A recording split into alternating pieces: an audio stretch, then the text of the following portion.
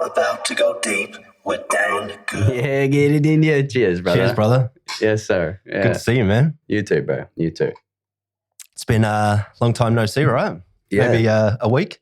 Yeah. Yeah. No, fucking before that, though, it's fucking, we've been so connected for so fucking long. Yeah. And then it was like, But we haven't actually properly connected. Yeah, exactly. That's bizarre. That's what we were saying a few weeks back when we were down there at the studio shooting. And it was good, man. It was fucking really cool, actually. Obviously, being away for so long, like I fucking told you and everything like that, being away for so long, coming back and just reconnecting with everyone and things like that. And just immersing back in, and then straight off the bat, like linked with you, and then just had fucking great times. Oh man, it was awesome. Had fucking great times. Yeah. You're quickly becoming one of my favorite people to be on set with. That's right, I got you, G. Yeah, man. Yes. But yeah, no, it's great, because like you always have those like connections that you make when you're on set, and like you when you see that they're on the same production as you, you're like, yes, okay, this is going to be fun, And we've been friends on like Facebook and stuff on the socials for a while, and just haven't really linked up and got on set together. But yeah, it was awesome when I see you down there.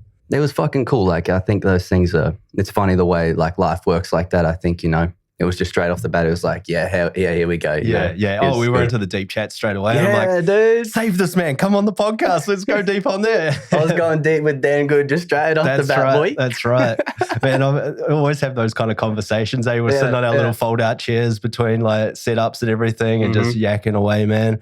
Yeah, it was so good. But yeah, man, it's fun being down on those studio productions, Like just the epic nature of everything and the sound stages and just the way everything comes together, the set designs, like it's so cool. Yeah, bro. Clearly can't say too much about it, but yeah. It's like what we were talking about, like we're those kind of people where we sit there and there's still no place we'd rather be, because obviously we have our lives outside of, what we're trying to achieve there. Yeah. And then when we go to work and we can sit there and actually really enjoy the vibe and looking at everything and enjoying it. Whereas I think some people get like that entitlement kind of mindset where they think they, don't enjoy it as much. It's natural, man. They find that boredom in the times we're waiting around so much, in between shit. Yeah, I got to be honest, like there's bouts that I get at times, like when you're left out and you're not like on. Yeah, of course. You got to like, there was a lot of downtime on that set, It's and the when FOMO, you're like, bro. all the boys on there and you're like, God damn it, put me in, coach. I'm ready to go. Some of those moments and obviously like we're serious actors and stuff and we want to be the guys saying the lines, the main ones on the camera. So sometimes it's tough when you go through that. But I mean, it's just part of the process and you take what you can and you learn a lot of things. I mean, you're around, it's a huge, big budget set and you can learn so much and even from the main characters. And like we were, saying a few times, it's like when there's like a lot of background, like 30 odd background, like that's not even a lot. There was obviously scenes we were doing last week where there was a couple of hundred, but so many people. Yeah. When it's, like I'm trying to tiptoe around saying not to say too much, but when there was like 30 of us on like the crew and we've got our captain talking to us and stuff like that, like in between those setups and those takes and everything, like he was making jokes and getting us on his side, and those things that you learn because clearly you're delivering a large amount of dialogue, you're carrying the scene, you're the main one doing the acting along with a few others, and they feed off our energy. That's why generally everyone's so like appreciative of, if you are doing background or those smaller roles or whatever, like just the energy that you bring to set because it really makes the whole thing work. It does, man. It really does. And it keeps you going as well. Like, because obviously, the nature of the biz, like you find yourself really until you're needed, you're sitting around a lot and all that kind of stuff. Yeah. So I kind of lost my train of thought there, but so I was thinking about asking you something else, but then it just went bang, because it's got into what you were saying. It does. But no, I enjoy being around it, bro. At the end of the day, like you can't not like it, bro, because it's what and obviously meeting you, following back to that, like meeting you and things like that, it just brings you back to like your soul and it brings you back to yourself and and just what you revolve yourself around as well. Your purpose, bro. And that's fucking it, man. Yeah. No, and I think that was like one of those first weeks where you and I like sat down and had a good chats and that's like the first couple of weeks for me were great because I mean, the passion's already there, but it reignites certain types of passion. And once you're around that stuff, you're like, yeah, that's right. Like just that energy of being on set and around creatives and guys that are doing the same things that you are, and, you know, chicks as well, but obviously we're pretty heavily blokes on our sets. It was just like, you know, that energy that it brings to it, and it drives you, and you take it to the other things that you're doing outside of here and everything else that you're doing, and you start to envision and work out, you know, your purpose and how you're going to go about this, and how you're going to, you see the attainable nature of those roles that your friends are like playing those bit parts and stuff. And you're like, fuck, it's just in my grasp, man. It's in my reach. And I'm just a couple of moves out of doing things right and getting these opportunities, you know. Dude, and once you got it, it's just that one credit or two that you can propel your career from, and just the momentum of it to push further, man. That's what it's all about. And that's what became really clear for me being on those sets, you know. Yeah. It's funny you say momentum, like, because I was thinking it's like those moments and everything that really matter. Like, it's just taken out of that, bro, the word fucking moment.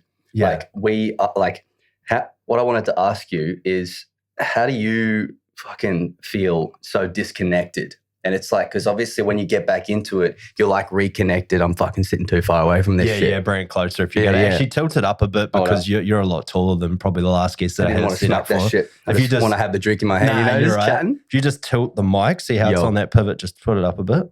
Yep, that's perfect. All right, now we're cooking with gas. Yeah, that's a bit better. Sorry, what were you? Yeah. Just how do you feel about being disconnected? You know, because obviously once you get back into it, you are reconnected again. Yeah. And that invigorated, feeling, bro. Straight up. Invigorated, passionate. Just jive. I feel the juices flowing the way they're supposed to flow. You know, when you kind of feel that in your body, and you're doing things that maybe you're not supposed to, or you're fucking off, like not doing stuff, and you could be doing things that are going towards the bigger picture, you know, what you're trying to strive for in life and in your career.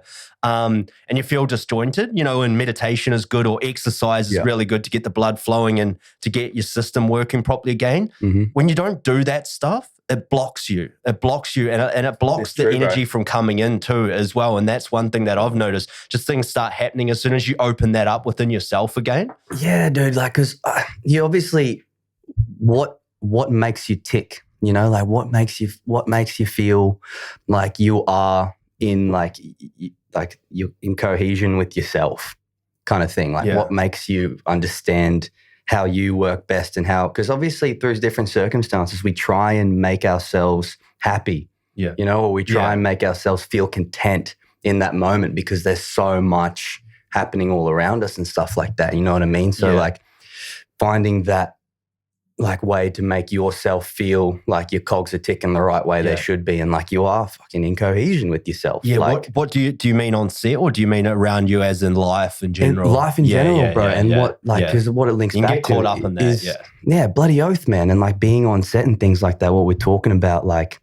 that contentment is, it just sits there so nicely. Yeah. Like at the end of the day, when we're sitting there on set, like bringing it back to what I was saying, no place you'd rather be type deal. Like you just feel so content. Like this, I'm in what I'm supposed to be right now. Yeah. Like it's obviously there's all that stability, that stuff you're trying to find in life to make yourself be able to just be sustained in society and all that kind of stuff and live comfortably and everything like that. You got to think about money and jobs and everything like that. It is our job, man. And like that's, like when we're sitting there and we're freaking in that world, how can we not be more content than that? Yeah, like, I got to be honest. When I go down there on the studio, like I remember first few times I went down there, the energy surging through my body and the actual realization of, man, I'm doing this right. You know, I'm away from my family. I'm away from my home, you know, town, country and everything.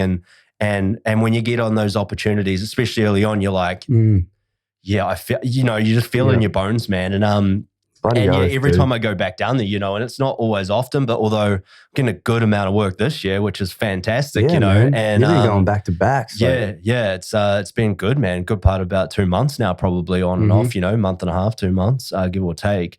And it's so cool, man. But yeah, it's just you feel like you're in the right place because you're on a huge productions worth hundreds of millions of dollars, and you're just like living the dream. It's good, like, you know you're not in the prominent role where you want to be, and you see yourself getting there. Like I say, you really start to see the levels to it and all the right things to do. And I mean, it just comes from experience of being on set as well, and doing those things a few times that you start to you know how to act when you get those chances in those situations. It's like doing this. That's why I like, recently doing some of the stand-in work because, and for those of you who don't know, like the stand-in work is basically you're there.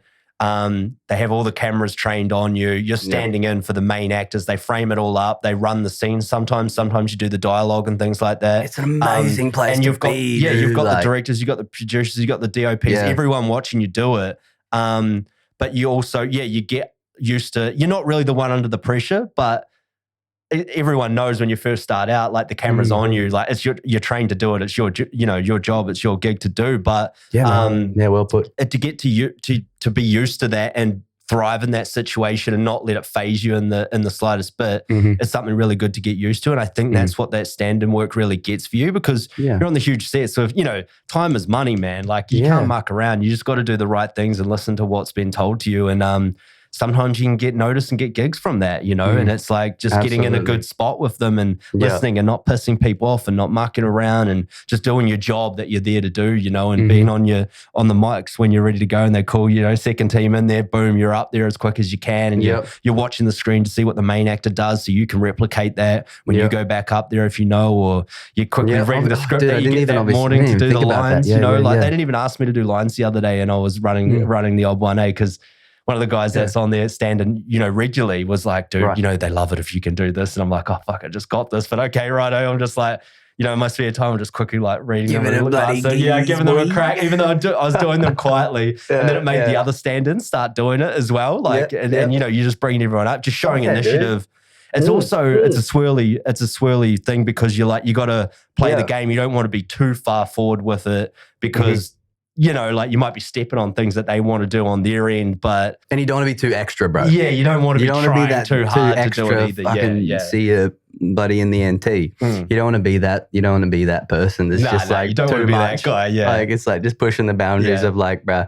You just need to relax because, like in life in general, bro, you just never want to be too extra. Yeah, you don't want to just bring too much. Well, you stand out, and that's the whole thing behind Oddballer, bro. Behind the brand, Yeah, dude. For those who stand out without trying, you're an oddballer. Own it. Yeah, boy. Yeah, man. We them guys for sure. We're repping the boys repping an Oddballer shirt today. He's Absolutely. there. He's down with the cause. Just put a new order in. A few of the boys got them. Yeah. Yes. That's right. He's repping the new color too. I got that one. I like that one. Yes. But we're both repping today, so that's the one. Yeah, but yeah, that's it, feels man. Good. It feels actually bloody good. When I put it on, man, I felt to myself like just a whole sense of you felt bloody the energy, right? Oh, yes, sir. It was great, dude. What was put into it, man, to create that? But no, it looks good on you, bro. Like, no, cheers, man. I'm like the color is so dope, man. Like, I mean, it was really cool. Like, obviously, funny. I made setup's dope. I made that. Thanks, man. I made that design that morning, like, because the boys, I was like, oh shit, I need to put an order in. And I was like, I better do a couple of new ones because the boys wanted some of the other shirts that I had done up before on the prints. But yeah, and I just did a couple of new ones up that morning. You're like, oh, I like that one. I'm like, motherfucker, that's the one that I wanted to do. So yeah. But no, it's good. I like that you like the ones that I like. I mean, I like them all that I've created clearly. But man, you got your taste, you got dude. and you got the eye for it too, and that's why I think you would appreciate the brand, and what I'm trying to do with the movement, and, bloody oath, man. And you're the kind of guy that it appeals to as well. And the same with my mates that have hit me up. Like I haven't even really asked them; they've just been like, "Yeah, man, like I want to get me some of that." Like, and I showed you the production company one, like the little collab that I did, and dude, I designed one with that color and the color scheme with that as well, and it looks dope, man. That's one of the next prints, but I've got a few. Oh wait, no, oh shit, that wasn't the one that you showed me. Well, you know how, I've got a black one with that, with the collab that I did with the production company logo. Yeah, you saw that one. You liked that one as well. Because you were sitting there and you were showing me a whole heap. But I pulled it in and I put it on that shirt with that, with the gold oddballer on it as well. And it looks dope, man. I even put a little thing on the sleeve as well. And I was like, me in for one of them, G. Yeah, I'll show you when I put another order in. But cool. Yeah, man. No, I love designing them, and it's something that I want to focus a bit more energy on to going through that trademark process a bit, and I've been saying that, I know, a little bit, but it's a beast, man, to get it. You got to lock it all in properly when you first go. You can't do it again. It's like trademarked for 10 years, and so you got to get the right classifications and everything down properly, and know exactly, because you might branch out and do mugs or whatever down the track. You got to make sure it's locked in there, because you can't really do it down the track after. And it's like, you fucking thought about it early. Oh, dude, what I was trying to do the other day was was I was getting new belts, hey, and then I started looking up belt buckles and shit. I'm like, man, and I found this custom place to do it, and I'm gonna like go into belt buckles as well, dude, for belts, like, because that would look dope on some rustic gold.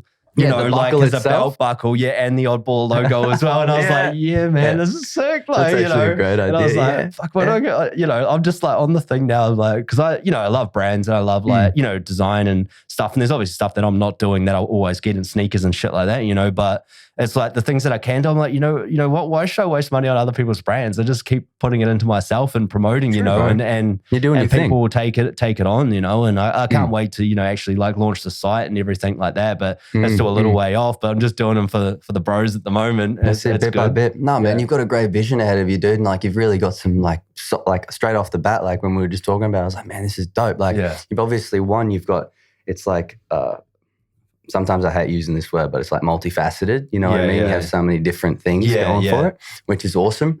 And you've obviously just thought it through in depth, man. And you've really got like the vision, and you've got like a path that you really just want to go into. And you've like half the battle, bro, is like just fucking jumping off the cliff. You doing know, the damn thing, yeah. And but I've been like that for a while too. I procrastinated on this stuff, and like it's like I've wanted to do it for so long. It's just like you've got to start taking little steps towards achieving it, you know. And before you know it, you've got it. I mean, I made a promise on this podcast like 3 episodes or whatever ago that I'm going to do this, and I'm going to get the shirts, and I got them printed. I'm wearing them on every episode since then. You know, the boys are buying them, you know, and repping and loving the, like it's good material, man. It's good design, I think, and it's get him.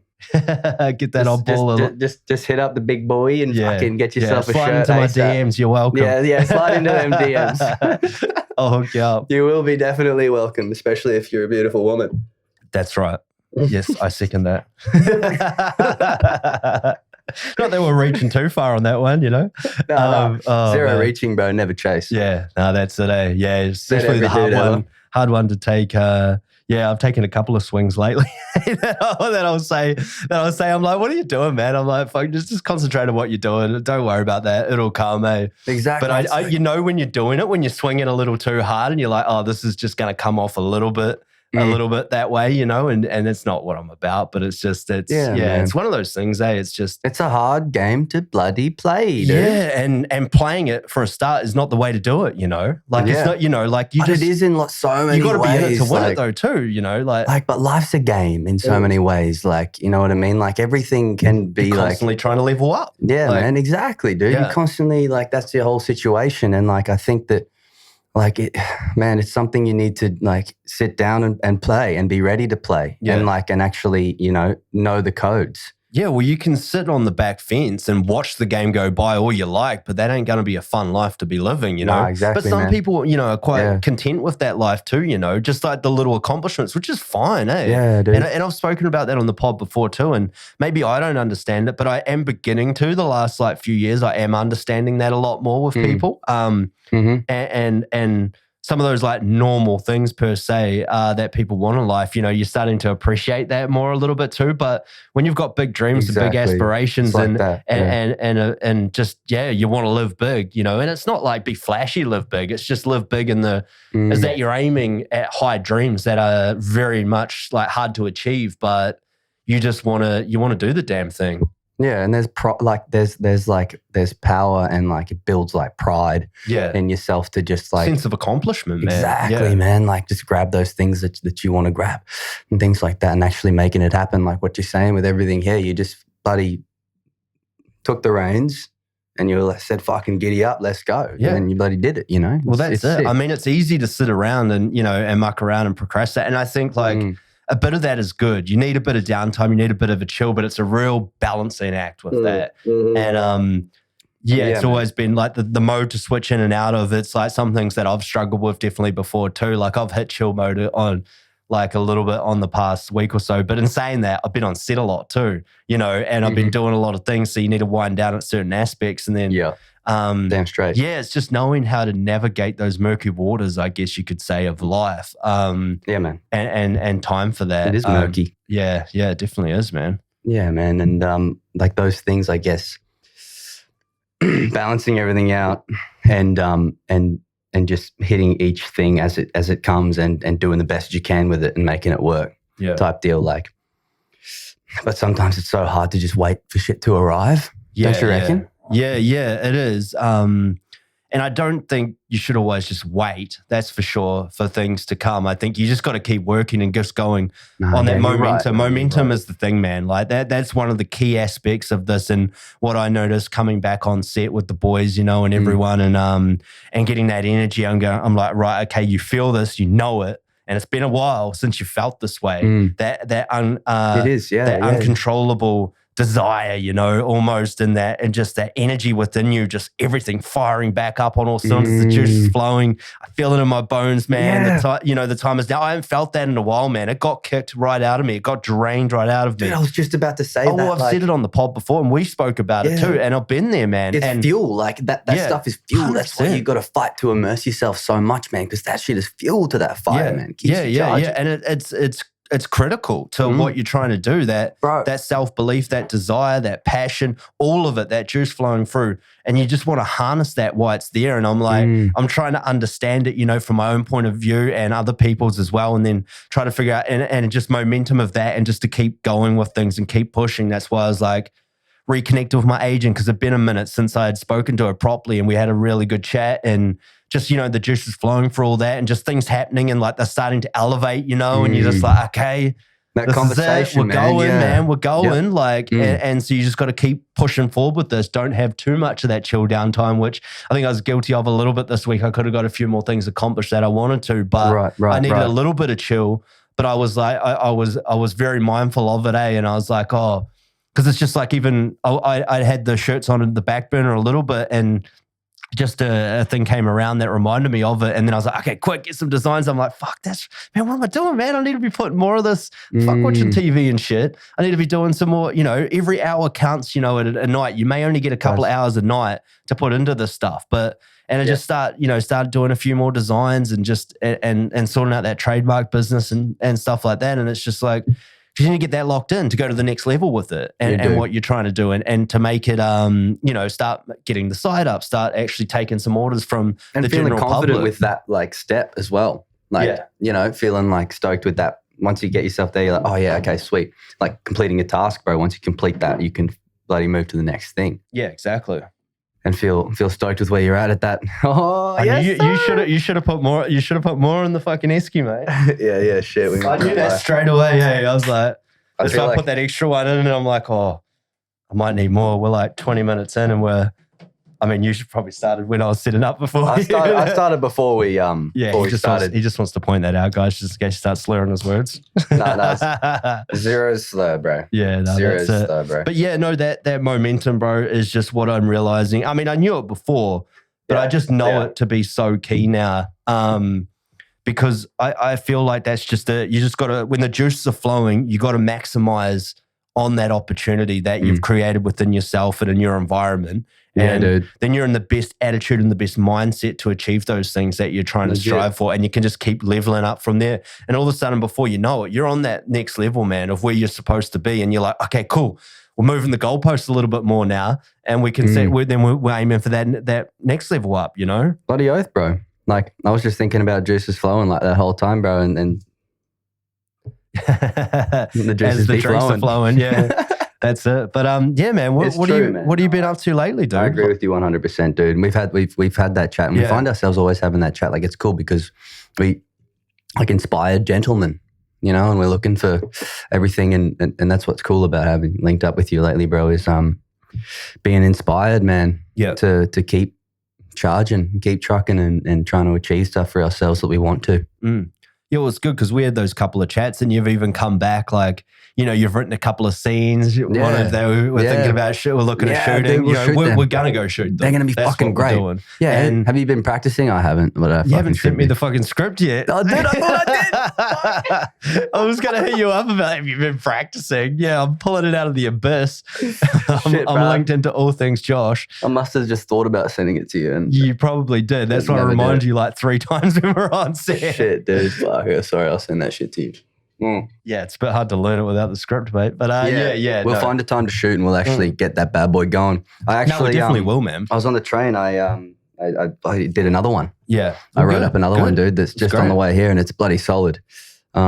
And it's like, even if it isn't going to be a shootable one, you've got those proverbial juices flowing now, and you're like into that creating the scene, and you'll get a really good one going, and you're like, okay, no, this is definitely the one I want to shoot and the one I want to use for my reel. We need to be doing that shit on the regular. Yeah, well, that's it. I mean, it's just like the gym, isn't it? You just got to keep training and just keep doing the damn thing, and you get better. Like, I'm rusty. I'm going into classes soon. That's what I was speaking to you about, and I'm keen as to get a few scenes down and just do them, man, just to blow those cobwebs off, and just get back into it, and we'll get some usable stuff within there. That'll be good. Yeah, man, it'll be good. And obviously music stuff, we'll be doing some of that too, which will be fun. Yeah, should be good. But yeah, well, I mean, speaking of that, man, obviously. I might need to pee, by the way, bro. Like, I'm definitely going to need to pee at some point in here. you started off way too heavy, didn't you? No, it's all a part of it, bro. It's all right. It's all right. I'll have to pee. See, I have that resilient bladder where I won't break until the end of the podcast. Oh, good on you, bro. I'm definitely not on that level. Before. With that mate that I said we did with JR Hill that we were drinking heavily on there, where you guys might remember. We did, 5 or 6 beers before the podcast, another 3 or 4 on the pod, and then we drank a bottle of whiskey, basically. Fucking hell, man. He broke and went to the toilet. I don't know if I ended up doing it. I think I held on, but my bladder was so tight for that last half an hour, past the 2-hour mark. I was like, oh, here we go. Sucks, man, when you really need to pee, you can't talk as well, Yeah. Well, yeah, you can put it out of your mind for a while. Yeah, I've trained myself. I've got used to it, eh? But I suppose, man. Yeah, shit. I feel like he's prepping me that he's going to need to go in the next 5 minutes at this point. Oh, bro, it's happening. I'm definitely going soon. Maybe you should slow. Yeah, when you go, you probably might as well go get another drink. We're lacking already. But yeah, man, no, it's good, and that's one thing I guess I wanted to speak to you about as well. There's quite a few things, obviously, but I know you're an actor, you're a musician, and I've listened to a few of your tracks, and they're really good, man. I was vibing with some of your tracks, bro, that you sent me through. Appreciate it. But I guess. The transition for you, man, you've been acting for a while. I know you had that short film Shiver. Was it Shiver? Is that what it was called? No, not Shiver. It was, so I did Paper Cut and also Compulsion that did quite well as well. I don't even, maybe it was Paper Cut that I was thinking of. I was trying to look up Shiver last night. I'm like, why can't I find this? That's Bo. Yeah, it was too. Yeah, I know. As soon as you said that, I clicked, when I heard you say it. But I mean, good, you've been acting for a while, bro. You've had some films that have done quite well, and you ended up going LA for a little bit there. Yeah, so I was very lucky. That whole experience and everything that. Wait, before we get into that, I'm gonna do this pee real quick. You want to pee? Yes, sir. Okay. You're gonna leave me to talk to the people. That's all right. Yeah, man. Yeah. But I'll be hella quick. He says he's gonna be quick, guys, but we'll see, won't we? What's up? You got me going solo again. You didn't think we'd be back here, did you? I like to keep going with this, rather than have the dead spot, and we can just go straight back into it. Yeah, guys, look, it's happening with the Oddballer brand, the clothing stuff, and we're moving forward with the short film and stuff like that at the moment. But your boy's been on set quite a lot lately, as we've been talking about down at the studios. It's been fantastic, and as we're just conversing about those juices just flowing so well at the moment, and really doing the damn thing, and it feels great, guys. It's been a long time coming, and I knew it was there. Kept pushing. We all have these dark times, these harder times where we got to dig deep within ourselves and realize if we still want to do these things that we're striving for. And for me, I always just knew it was there, but geez, I was right on the brink of everything. Just with the time and energy and effort and everything that you put into these passions that you have and that you strive for. And I kept pushing. I kept pushing through. I stayed in the game. I stayed in the fight. And now I feel great, better than ever. And it's interesting how that all plays out in that situation. And we're here now. And so that's great. And I just want to commend you guys, if you're going through similar things, and keep pushing through, and just find that energy, find that fight, and you'll come out the other end swinging, and things will be happening for you. But you're back. Fuck now. yeah, juice is flowing. That's right. Yeah, boy. You've stuffed up my frame. See, now I'm not even going to know if you're in frame properly. No, man, I'm fucking right back in the same situ. I think I'm even on the same seat points. Let's hope, because if you're out of frame, it's your fault at this point. Yeah, exactly. No, you're good. So yeah, we good? Are we good? We're good. We'll keep going. I told you I'd hold the fort while you're gone. Yeah, thanks, bro. Thanks, man. Yeah, so I mean, as I was saying, dude, I knew you through the acting industry and stuff like that. I knew you were doing a bit of music, but what took you to LA, man, and how was that whole experience for you? Oh man, it was so many things. Yeah. So many things. And it's I don't know, shaped a lot of where I am now and not of who I am now, I guess. Like I went through so much there, bro. Yeah. Because what, you're mid-20s now, right? Yeah, just turned 26. Yeah, there you go. Yeah, so freaking, I guess I was there for about two and a half years, like traveled back and forth a couple of times in between. But yeah, it was about two and a half years. And obviously there's that aspect of like, I still cooked it. But like, I loved it there, bro. And like I met a lot of people and like I didn't burn bridges or anything like that. I was just too lazy, bro. I just wasn't proactive about my stuff. You know, obviously weed being legal there and stuff like that probably slowed me down a lot. Yeah. I say probably. But like I had a great time, man. And I'm looking forward to going back. Like I know the place now.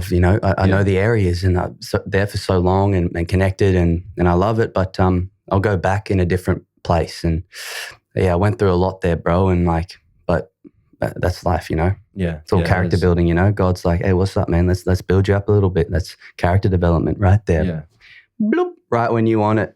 So what took you there, man? Like, I think you had a few short films that did pretty well, right? Or did you just decide to just pack up and go over there and chance your arm kind of thing? Yeah, I'd done some stuff. I managed to do a pretty cool feature, Thicker Than Water, straight out of acting school, and that like was on TV, and that's aired all around the place. And obviously the short films, it was like, I think one of them's like at 2 mil now, I think, or something like that, and another one's like 50K or something. I'd have to check. And what's that short film, just in case people want to check it out? Paper Cut and Compulsion. Yep. They're the two that are out there. I'll put the links up there, guys, if you want to check them out. Legend. Cheers, bro. Yeah, cool. But yeah, that were great. And those sort of the works that I'd sort of done, you know, got in touch with a few lawyers here and there and did my press stuff and filled my packet for my visa application, did all of that, and then solidified that, locked in and got over there. And, you know, it was great, man. Like it was also really shit. At times, and I look back, but it's those things that like it's the juices flowing, boy. It's fuel to that fire, you know, that drive that you need, like especially when you fuck up, you know. But man, shit, you can only look back and think positive, or else you're just gonna bloody not do yourself any good. You have to learn from those experiences, right? And so you felt like you were just a bit unmotivated and just didn't do quite what you should have done to capitalize on the opportunity of being over there? Like, yeah, man. And it's one of those things when you got to look at yourself and go, okay, why did I do that? Yeah. And like my whole life, bro, like I've never really had to try too hectically for shit. And like, I don't know, bro. It's not like a cool thing to be like that. Like when you're good at shit as a kid, it doesn't even fucking matter when you're an adult. Like if you can pick things up quick, if you can like do stuff good, whatever. Like if you don't love yourself and give yourself the power that you need and love yourself enough, like it doesn't matter. It doesn't matter at all, bro. Yeah. Like you can fully throw your life away by not being in control of yourself. Yeah. And just enjoying, like, I don't know. That's fucking it, bro. That's it. Yeah, I mean, it's a thing, isn't it? You see, like, talented people in sports and things like that, and you always know, like, there's, like, talented people, and then there's talented, hardworking people, and then there's just hardworking people, you know? Yeah, and there's, like, hard work sometimes, you know, often they say beats out talent, you know, any day of the week kind of thing. It does. Because you take things for granted and you just think they're going to keep coming to you, and all of a sudden you get to this point where everybody's talented and everybody's really good and there's really hardworking people, and it's like you can't, you know, hit the same licks every time, like because it's just like there's that you're up at a different level of esteem, and it's sometimes it's just yeah, when things don't link up for you, it's like cognitively and in your body and in your mind and in your energy. And man, maybe it's just something that you probably had to go through, you know, a learning curve for you. Because I mean, you're a young guy that would have been, I mean, you would have been what, 22 or something, 23 over there? Yeah, I think I was like, definitely. When did I go? Like 19 to like what, 21 or something? No. 20. Because I remember I turned 21 over there and everything. Yeah. So that's pretty young, man, to be over there too. Yeah. Yeah, I guess so, man. Like, shit, I don't know. You really compare yourself to other people all the time. Yeah. You know? And there's plenty of people out there that still did it. Yeah. You know? No, it's true. Yeah. No, it's true. I mean, so Yeah. And so you did a bit of acting over there, or just a few auditions and things? I did some auditions, and I managed to get on like some like spin-off of like Judge Judy type shit where I was a defendant. Yeah. And like I was up there like in like some case. I don't know whether it was a comedy. Honestly, I didn't really know what the hell was going on. yeah. Like I really didn't know. One of those ones, yeah. But I learned the script obviously and got up there. There was a lot of improv as well. Yeah. It was like a courtroom scenario. Improv's great. It was pretty fun, dude. Like I will admit I had a bloody good time. I really didn't know what the show was and what it was. But we shot it in a soundstage and everything like that. And you know, it was cool. It's probably out there somewhere. I haven't even found it. Do you want to? I don't know. I kind of do now. I want to see it. But yeah, I mean, so those things happens, man. Like, and it's just part of the evolution, right? Yeah, and obviously I met a girl over there and everything, and that kind of like took a lot of my mental energy, emotional energy, physical energy. Like it just. I swung myself into that, and that ended up being a whole whirlwind of life. A lot of good and bad together, but it was life's experience, and we're still connected now. We still talk and everything like that, and but we look back and it was like either me not being proactive and doing the best that I could, be it like partying or just like watching shows or like just socializing too much or this, that, whatever it may be, or that relationship. And there was no room for career in there. Yeah. Mentally, there's definitely no room in there. And I just damaged myself more and more. Yeah. You know, you can really fall into the trap of damaging yourself, bro. Yeah, you can get stuck in that rut, right? Yeah. And I mean, relationships are a thing, aren't they? Like putting a lot of energy into. You can put a lot of things aside when you're going down that road, especially if you're smitten by the so-called person or what have you. You know, like and you want to be that. It can take over that dude. All that energy and that drive that you're putting towards that other thing that you're trying to achieve, your purpose, right? Yeah. Yeah. And as blokes, I mean, that's what we have. You know, is that purpose is our main thing. You know, in life. Really, I think. No, I'm not man, saying that true. I know everything, but that's I'm just saying profound, that's what bro. I think I'm finding, you know, like more and more, you know, it's just that's that thing that keeps driving you or that you're wanting to drive and strive for. That is an attractive quality. It's a masculine quality to have, you know, as a man. And I think that's what attracts people, you know, as well to you, you know, when you're going for those things, whether it be male or female, you know. Yeah, man. Absolutely. And it's like if you can't even, another thing, bro, it's like there's so many, but it's like if you can't look after yourself, how can you look after anybody else? It's like another sort of very real cliche. Yeah. No, it's definitely a thing. So, yeah, man. So you went through that and you come back. I mean, how, Yes, man. It is what it is. What it is. I know. It's like the biggest saying going around, but bloody oath. And it's so real, you know, it is what it is. Yeah, man. Yeah. And what will be, will be. In that situation, you know, and you just learn the best you can from it and apply it to the rest of your future and what you're trying to achieve, you know. And so, so you came back to Australia. I know you said like your family's like always here, there and everywhere else, and you don't get to often see them, right? And so you're kind of doing it solo, so you can definitely. I guess so. Like it's hard because I have so many young siblings. It's hard like being so far away from them, watching them grow without being there. Yeah. Sucks, but we talk to each other all the time. We get on FaceTime calls and just phone calls a lot, really, because sometimes it's hard. They're in Dubai, so they don't do video calls and things like that. No messenger. Oh, it doesn't work over there? They don't allow it? You can't do, like FaceTime, video calls, messenger video, Instagram video. Yeah, it's one of those places like that. Really? Yeah. Okay. So there's like apps you can use, but they're really shit and it just gets hard. So we just do phone calls and I'll be spending Christmas with them, which I'm looking forward to. A couple of weeks. So you going to Abu Dhabi or? I'll be flying straight into Dubai. Oh yeah. So what did I say? Abu Dhabi. Abu Dhabi's fucking a little bit. I don't know, dude. It's all I've never been. You know. You should, man. You'd like it there. It's really cool, man.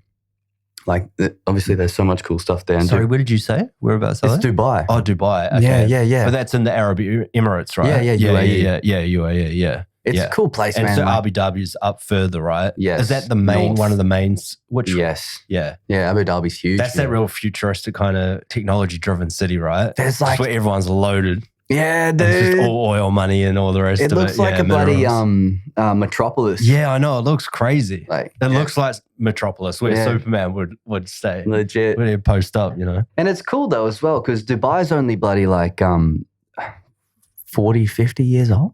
Yeah. Something like that. Like, yeah, it's nuts. Like it's super it's young. Like a futuristic city, right? Dude, like, yeah. Don't they seed the clouds or whatever to make it rain when they want it to rain? It's so baller, man. I couldn't think of anything more baller than controlling the weather. How crazy is that? That is Dubai in a nutshell. I know. Yeah. No, I've heard. I mean, I've seen videos and stuff like that, and like all the sheiks balling out of control. Everyone's got a Lambo or whatever else. It's like the kind of place where they already had the biggest mall in the world. It's like 6 kilometers or something to walk around it, and then they made it like another 1.5 K bigger. Just because they added a whole other section to it. It's already the biggest one in the world, and then they've got the biggest dive facility in the world. Like you can go down skydiving or diving. Yeah, right. Like yeah. And they have like where you equalize and stuff. You got to sit at a particular level to equalize. Oh, right. And then you can go down further. Yeah. That's crazy. Yeah, it's like TVs and shit down there, and like you can like watch like apparently this is what I heard. And like Will Smith went there and stuff. Like fully, like the thing is crazy, bro. And then like they have an indoor skiing place. Like it's like this hectic like snow field. Sure. Yeah. Like they just do everything so hectic there. Tallest building in the world. Because they want everything. They've got the money to be able to do it. I think they're building the 1 kilometer tower there now. Like and they've already got 1 kilometer high. Yeah. The Burj, it's like 800 or 900. Wow, palms get sweaty just thinking about that. Yeah, I'm not great with heights, like even watching that's where they did that Fast and the Furious one, whether it was 8 or 9. I can't even remember, there's so many now, where they jumped them between the buildings, right? Wasn't that Abu Dhabi? Oh shit. I don't even know. So. Yeah, they jumped they stole them, they tried to steal them, and they were like jumping. It was so ridiculous. Yeah, dude. Obviously, as that franchise has got so ridiculous. But they jumped through the buildings. We got to talk about that. We got to talk about that in fucking one way, shape, or form. Because it does, man. That Fast and the Furious, like they went from street races to like saving the world, dude. I loved those. The first two are my absolute favorites. I remember that like. It's such a pivotal moment in my life, of street racing and stuff like that. when we were boy racers, right? Yeah. Like me and my mates and stuff like that. It's when we were first getting licenses, bro, and able to drive and having that independence and freedom, bro. Bro, I'm going way back to like because I'm older than you, dude. I'm going back to when like those mats and shit with like the little city on it and whatever. And did you ever used to drive around on your little mat city? See, that shows how young you were. I was driving cars. You were driving fucking toy cars. So bad.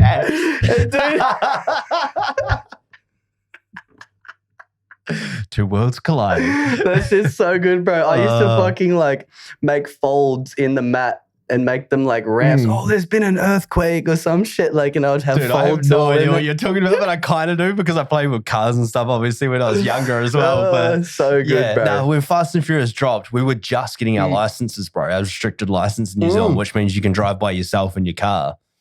We're basically on that and like going around like the street race. So you guys call them diesels, bro, where we went to skids. No, we did it. We had there was a train station where we used to meet up, bro. Blenheim train station. Where everyone used to park up and chat, and you'd park like wing mirror to wing mirror as close as you could, and you were chatting across 10 cars like through the windows and meet up, and then we'd go to skids, bro. Like we'd go to diesels, which is where we. Not very safe, obviously, to get diesel and put it over the street and then just do like burnouts and donuts and shit like that and just have everyone, bro. It was crazy. It was some of the best times. The safety officers there and everything. Oh yeah. A lot of us would drink, not driving, but drinking, and like somebody would get in their car drunk and then would fucking crash it, dude. Would like do the skids and then like peel out and slide into a vineyard post or something like that. That happened so many times. Fucking hell. Like, it was nuts, bro. It was nuts. Some of the stuff we used to get up to, like. It was so fun, bro. But that time, like, that was just an era, man, like of when street racing was a thing, like, dude, I lost my license for street racing once. And you know what? I was racing this dude and I beat him, and that's the only reason why I got pulled up first, and he was able to zoom off, and I got got a fine or whatever. But he didn't. But I was like, fuck it, I won that race, man. I was like, yes, I won it, bro. But yeah, man, that was so fun back in the day. Like, it was just, that was such a cool time. The first and second movie for me, I loved them. Which one's Tokyo Drift? Which one's that? That's the third one. Is it that's the third one? See, you like that one? Yeah, bro. See, a lot of people like that one the best. I really didn't like that one. I liked it. I wouldn't say I loved it. I loved the whole thing, but the 1 and 2 for me were just the epitome of Fast and the Furious. You know, Fast and the Furious, they were just that family, that story, you know, and that street race, that adrenaline, that rush, you know, of the whole thing. It was new. It was a thing. It fucking never been done before like that. I remember. Family. It was just so sick, bro. It was so sick. It really had fucking oath, bro. And then they pushed the family elements of it all, you know, after that and with all the craziness, but I think Tokyo Drift was still cool. Don't get me wrong, but just 1 and 2 are like the epitome of the franchise for me. Obviously, it's just blowing out to whatever it is now. But oh man, what are they up to now? Like 9? Aren't they doing 10? No, I think they just did 10, or the 10's about the last one. I think that they might be doing. I mean, Vin Diesel will keep doing them until he's red in the face. But yeah. Did you see Hobbs and Shaw? Yeah. No, I didn't mind it, dude. I quite enjoyed it. There was a few moments in there that were very unrealistic, like when the going down the there was a lot of stuff that was unrealistic. I'm like, which one? But like, which bit? You know, when they're linking up the cars and they're like going off the cliff edge and they've like linked up like 10 of the cars and the Usos are all doing their thing, you know, like that shit was so awesome though, how epic that was. Oh man, it was pretty far-fetched. That was out of control. But I really liked it in a lot of aspects, and some of them I'm like, come on guys, this is a bit on the nose now. What about the one where Vin Diesel like literally shoots himself between 2 bridges? He gets on the car and like he makes the car go boom into like one part of the bridge, the edge of it, and then he hits it and it like propels him over, catches the chick mid-air, and then lands on another car. Which one's that? Yeah, I do remember it, but it's definitely not Hobbs and Shaw because that's what they were beefing and they didn't want to do that. Yeah. That shit was it's one of those crazy. late ones. Yeah. There's like so much craziness, man. But R.I.P. Paul Walker. Yeah, he was the man, bro. Legit. I liked him in that. You know, he really kind of went the other way once he was gone out of it, Like he was, It's a big hit. Like no one likes the two in the hair, faggot. No.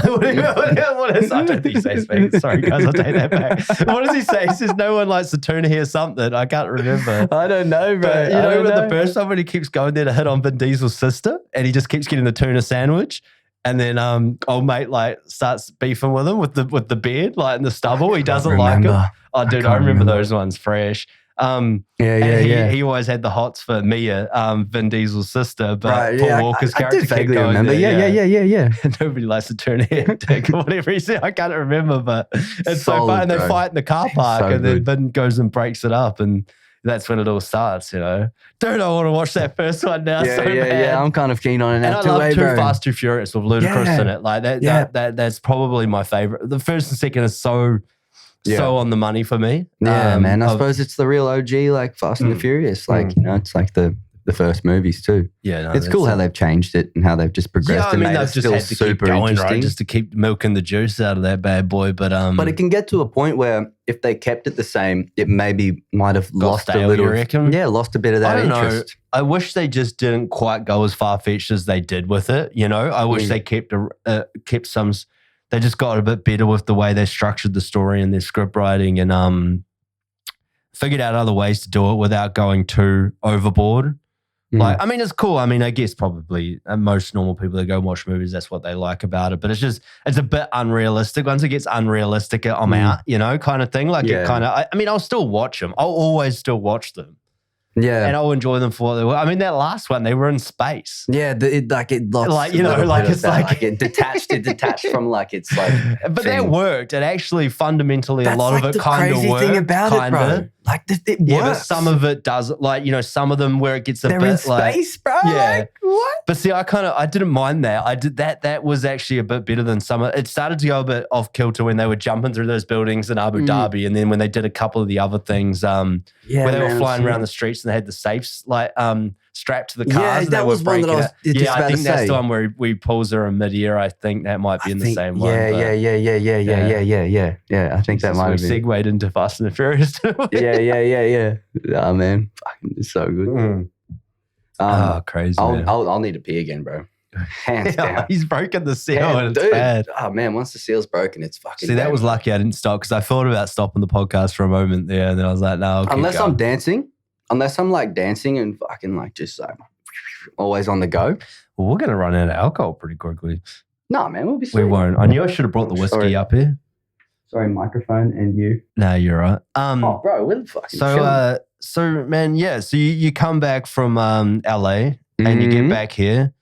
So I'm sure you probably had a bit of downtime in between everything and trying to recalibrate and find yourself again, I guess, was it? I mean, that's the gist that I got from you when we had a few chats on set.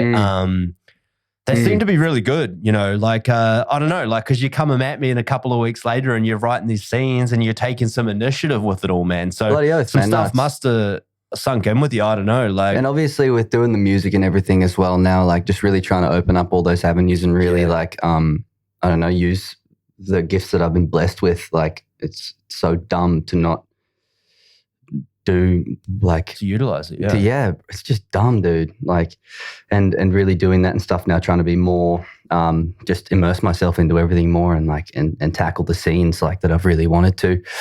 And then obviously, things like writing scenes like, and stuff like that.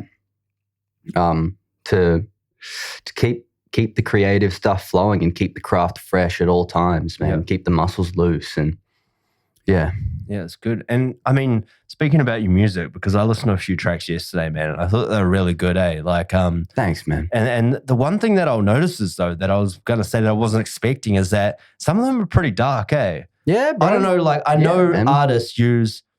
And I mean, this is the creative arts, right? We put a lot of our emotions that we have built up inside or that were things that we've gone through, we put it into our art. And that's, man, whether it be those characters we're writing or we're portraying or the songs that we're doing and we're writing. But for you, I mean, is that a real emotional outlet to let things go and to work through things? Because that's what it felt like. I wasn't expecting it to be quite so heavy, you know, some of it, but it's understandable. But that's one thing that I was like, oh shit, because you're a positive dude, you know. And then I was like, there's some darker elements to these songs, you know. Yeah, man. No, all of those things, bro. I think it's like, and you get it too, bro. Like, we're in the business of storytelling, and a lot of there's so many avenues of storytelling, and it's so inbuilt into like our human psyche, I reckon, you know, and now just like what it is to be human. We've just always, you know, connected with and related to stories and enjoyed them. Be it sad, happy, whatever. It stems back from sitting around the campfire, bro. We were in the Neanderthals. 100%. And telling stories, man. That's all you had for entertainment. There was no TV. There's no Wi-Fi. There's no fucking phones. That's what it comes back to. I think that's what triggers people, man. That's why stories are in everything. Yeah, dude. TV, film, music, whatever it is storytelling in a way, whether it's short form or long form, you know? Yep. And someone can watch it and take something out of it, like whatever they like, or, you know, or listen to it, you know, all that kind of stuff, like take something out of it. And yeah, bro, like that's it. So like that's what it is for you? Yeah, man. Like it's something that I've been through, and there's somebody out there that will listen to it and relate to it and get something out of it as well. Like, because maybe they've experienced the same thing or something similar. Like, you just can't be afraid to talk about some stuff, you know. And man, especially through the art medium, as they say, of music and creating like that, bro. I enjoy it. It's such an outlet.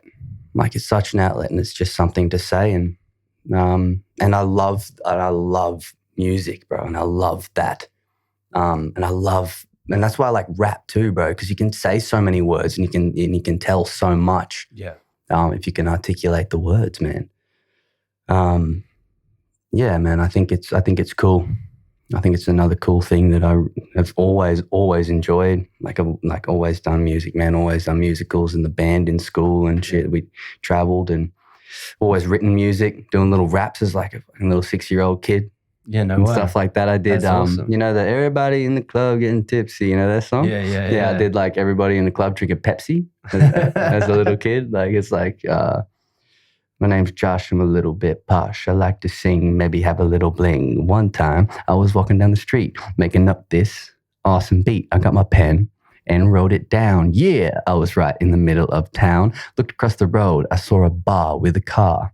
It looked like a Lamborghini. It looked like quite a meanie. I walked in and threw my beat in the bin. And I thought I could make up this beat myself. Definitely without any help. That was my little fucking... I think I wrote that when I was like maybe 6 or 5. It's still in here, right? Oh, that's hilarious. Yeah. I used to have a pickup line like that I barely ever used, but it was funny.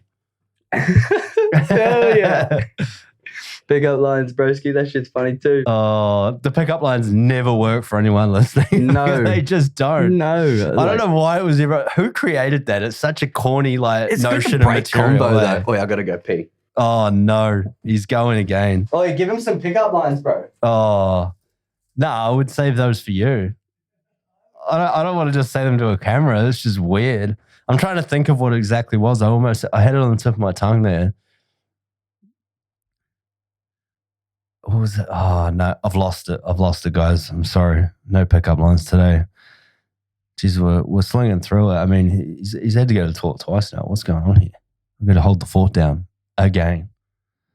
No dead air on this podcast. We're going to keep talking. But like I said, guys, yeah, we said before, you're going through things, you're fighting the good fight. You're putting it down. But yeah, the momentum is everything with those juices, with everything flowing. And once you feel it there again, it's fantastic. But I know what it's like not to feel it at the same time. So yeah, you just got to keep pushing. But that's right. He's back. Absolutely. Yeah, what's up? He's I back. should be sweet. I don't know. I didn't even know what I was talking about then. I was just talking about juices again. But I think I'm trying to think of that pickup line. I think it was And I'll go back into the music stuff soon. Just kind of my thought drifted as you're right. As it all went down there. Hi, my name's Dan. Some people call me Goody. Whatever tickles your fancy. I know I'll tickle yours any day. That is fucking so beautifully shit. It's ridiculous. What? Oh, Jesus Christ. Taxi. Well, I admit I was really young when I had that one, but yeah. What is it? My name is Dan. I am something Goody. Yeah, because my last name's Goodwin, and everyone used to call me Goody. That was my nickname, Yeah. Hi, my name's Dan. Shit, there you go. Some that people call me Goody. Whatever tickles your fancy. I know I'll tickle yours any day. It's so bad.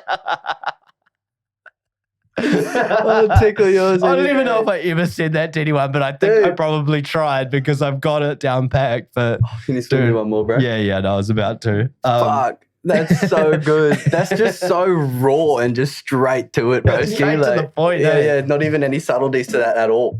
It's like, dude, you're not getting laid with that for Might admit, I came up with that before I even knew what getting laid even probably barely meant. Yeah, that's probably why it's so shit ass. Yeah, I know. But it was beautiful.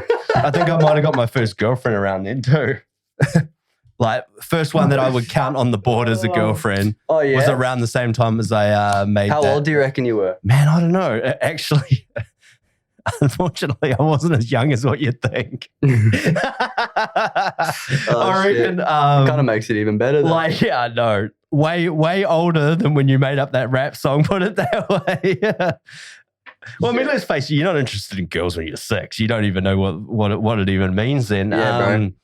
It would have been, dude, like, I mean, I probably wasn't a teenager, but it would have been just before that. Yeah. So maybe I would have been, like 13 or something, like 12, 13. Oh, bro, you would have been slaying. When do you hit? I don't even know when you fucking hit puberty. That's so bad to say right now. It probably would be about then, eh? It would have been about then. It's gotta be, right? Yeah, that's the time. Like, man. I think chicks get a little bit earlier than dudes, but I swear we were around then. Yeah, because it was when I was in, I think like my first year of like college, but that's not college as in the American version of college. It would have been, no, it wasn't even college. It was Bahuli. That's what they called it. So it was like you went through primary school. So it's kindergarten, primary school, and then it was like an intermediate school, I think, and then you go into college. So it's like 2 years there where you're a senior or something. Like, and here's Goody just writing his fucking pickup lines, dude, ready to just hit the town. I remember I did volleyball, bro. I played volleyball. Yeah. Like I played so many sports, bro. Cricket, rugby, soccer, fucking everything you were with a saying ball. you've been hella sporty. I pretty decent sporting background, but like, yeah. And, but yeah, I don't even know what drew me. I think probably girls, maybe. I wanted to play volleyball for that reason. I don't know. But I was all right at it, actually. And we went away on a volleyball tournament. I think we went with the chicks as well. Yeah, that's probably why I did it. Thinking about it now, you know. Fair enough, right? Yeah, dude. Fucking oath. Like, oh, man. There's like, that's just one of many reasons why we do things. Yes. The reason behind it all driving force is women. Yeah. I was thinking with my dick. Yeah, that's it. But yeah, music, dude. What does music mean to you, man? It's obviously an outlet for you, but what does it mean to you? What does it mean to you to actually create and sit down and put a beat down? You know, like, because I know you like rap music, but I know you sing on a lot of the songs as well. And the ones that I've heard, and like the majority of the ones that I actually heard, you were more singing than anything. But there was rap elements within it, you know, which is more and more becoming an increasingly common thing in the culture, you know, and in the music space, is putting those rapping into songs per se, or like, you know, into the verses, and like you're singing the hooks, you know, and stuff like that. I mean, do you play instruments yourself? Like, is that you playing the guitar on those tracks that I heard of yours? Them. Yeah. But I do play guitar, yes. Yeah. And I write a lot of my music. It starts on guitar. Sometimes it starts with lyrics, and then I put the guitar to it. But yeah, like, I try to sing and rap in most of my stuff, unless it's all singing, or I'm just like, screw it, I'm just going to spit bars across this whole thing. It just depends where the flow goes and what I'm trying to do, or what I'm trying to say in the track. But I don't know, man. I just, when I want to write something, I'll just write it, or I'll just get the guitar out and I'll start playing, and then I'll come up with the melody, and like I'll try and even then still, like, you can be spitting bars and then naturally the flow will go to a sort of a melodic type thing. Like, there's so many artists that do it now. Drake's is huge for it. Yeah. Like, he's a very melodic rapper. But yeah, man, I love it, and I've always loved it, and I can't wait to keep making more. I've got so many songs written, and I've just recently had some pretty cool chats with like some PR people to get me on playlists and get me on radios across Australia and New Zealand. And just, got to record, mix, and master the new tracks and get them out there.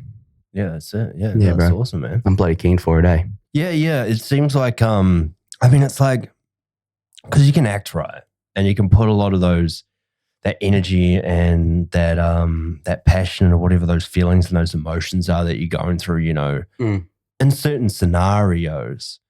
But it feels like with music, you can be a lot more raw, open, and honest. Straight up, and you can put a lot of it down. And it's definitely something that I've been thinking about a lot. Like, I've always had aspirations of being a rapper. I was just about to say that, bro. Like, you've been really like, and I'm a talker, and I have a lot to say, and a lot of emotion within me, man, and passion and stuff, where I just don't even know where to put it a lot of the times. You're a very deep guy. Yeah. Well, I mean, you know, and I'll talk the house down. Like, you know me. You've seen it. We've done it. You know, we're doing it right now. Yeah. But I really feel like there's more creative elements that I want to harness within my being and what I'm trying to do. And I almost feel like I'll be far better as a rapper or as a musician than I would be of anything. And I mean, I can't necessarily sing that great anyway. But I've got a story to say more. Yeah. And I'm a raw guy. I'm a raw, open, and honest person. I just say how fuck it is, man, and how I'm feeling in the moment. And I harness things and the energy around me and the other people. And we have great things going, you know, when I do that. And I feel like that space would be far better suited to me sometimes than acting, man. Yeah. Because, you know, acting, we're pulling from the void, and we're pulling from these other areas within ourselves and putting it out there. But we're controlling it at the same time, you know, because it is that. You're controlling the emotions, or you're letting them flow, but you're letting them come out in a way that's artistic, but it's sometimes governed by a director or a scene or the lines or whatever you're doing. In so many ways, you're stuck where music is so raw, open, and honest, man. I feel like it's a far decent more avenue for that kind of creative arts, a creative avenue or what have you. But it's really hard to sometimes without, like, I think the key is maybe having a producer that you kind of get along with, you know, that can help you guide that thing, because like I'm so like a newborn in that regard, and I jump on the mic. I have the setup, you've seen it, you know, in the other room, you know, that I'm working with there, and like I've got a lot to say, but I don't know how to say it, you know, like kind of thing. I get stuck when I'm on the mic and I like flow a couple of things and I'm like, fuck, I need to sit down and write this. Just oddball to swing it away there. We'll have to reinforce that one. It's the heat in the room. Yeah, bro. I've done it with a couple of the things. Look at us, bro. We'll just sit that down there. Look at us. What do you expect, bro? Oh, there's a lot of heat in this room. We just fucking emanate heat everywhere we go, excuse bro. That, guys. We just had a slight technical error with the frame, the picture frame almost swinging off the wall and knocking me out. But lucky I was onto it. I knew what was happening. It's happened before. It's the spirits of the Lord with us, G. No, but I feel you though. Music, I think, is such a cool place to like really articulate what you want to say, and you can say it like through so many different ways, and just sound like sonically is so like cool. Like sometimes you have lack vocab, bro, but like it's so cool for your brain. Like the sound and sonics and with rhythm in music and everything like that is just so cool for your brain. And then you add words on top of that as well, like and notes, and you put it all together. It's like everything that every cog in a machine that makes it work as well. And I think music is so cool like that, bro. Like, and obviously you're going to get into that now and things like that. We're going to make some music, we're going to craft, and we're going to get that art and try and bring that out of you, bro. Like, you know, try and get that freaking stuff that you've got there, wanting to bloody release, and just go make those words, put it into the music. And tell a story, bro, and create and craft and create something you're proud of, man, and enjoy, and tell a story that people might get something out of and they might enjoy. That's what I'm all about, bro. And that's what I want to do, because I mean, that's why I do basically anything I do. Is I have been inspired by art and by other people, you know. I love the connection that is between me and you, or just someone that I'm sitting across having this conversation, which is why I love doing the podcast. Absolutely. Which is why I keep doing it, you know. And having these deep chats, because it's like you don't often get to sit down for an hour and a half, 2 hours and do this with someone. I mean, you don't even do it with your best friend, man. It's just, it doesn't happen that often, but it does happen. And I find myself doing this like we are on set, you know, just having this epic podcast on set without any mics and anything else happening. It happens to me all the time, but it just, I know a lot of people don't do it, you know, and it's so beneficial and so helpful, but I think people can get a lot from it. And it's like, I've got a lot from podcasts, so that's why I decided to do my own and do that, because I know I've got a lot to say and a lot to converse, and I think I'm good at doing it. Absolutely, bro. And people seem really to good at chatting. Yeah, thanks, man. And people seem to love doing it with me too, so I'm going to keep doing it, man. Yeah. And I hope, pardon me, people get a lot from it, you know, get something from it.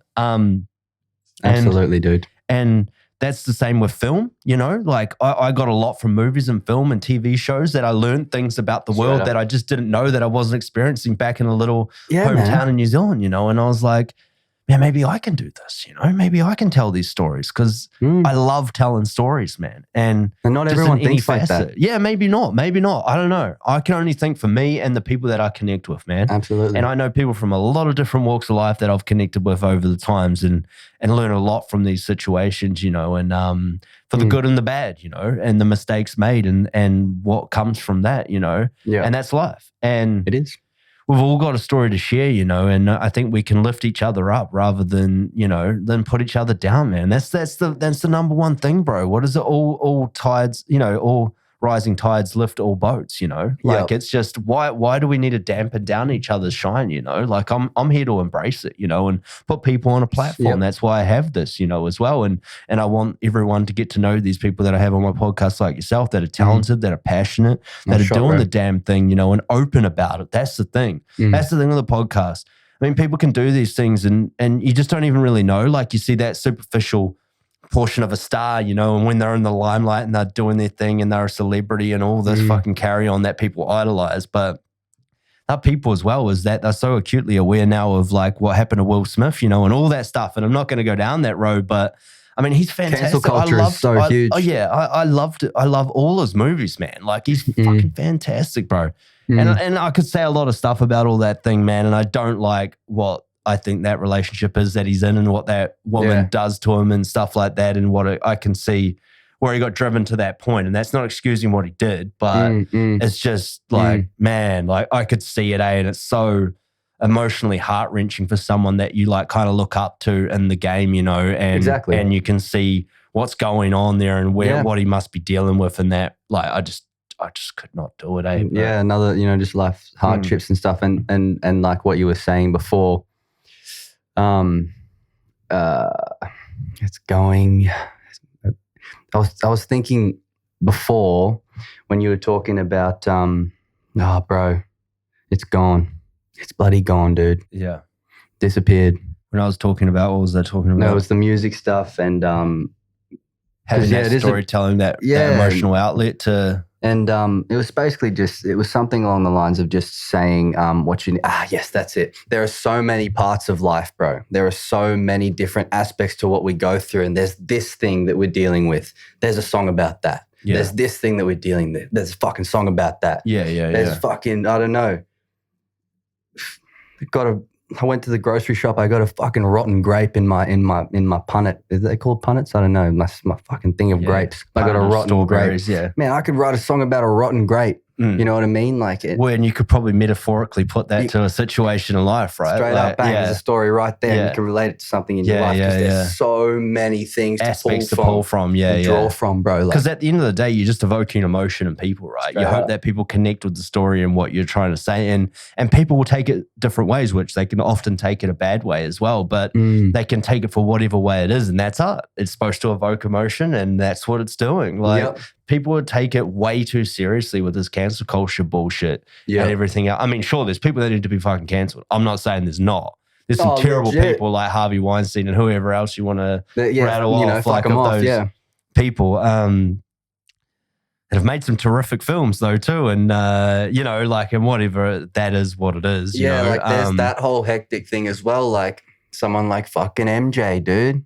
Someone like Michael Jackson. Just so emotionally tortured, bro. Like such a damaged, and there's so much to like what that human being like could do. I could not even fathom that one, Like, but his music some was of the best music going around. Like, he's king of pop, bro. Like, it's mate. He was the biggest thing ever when I was growing up. Yeah, man. He's still one of the biggest things ever. He's still one of the biggest things to ever happen. It's pretty to hard to touch that. Yeah.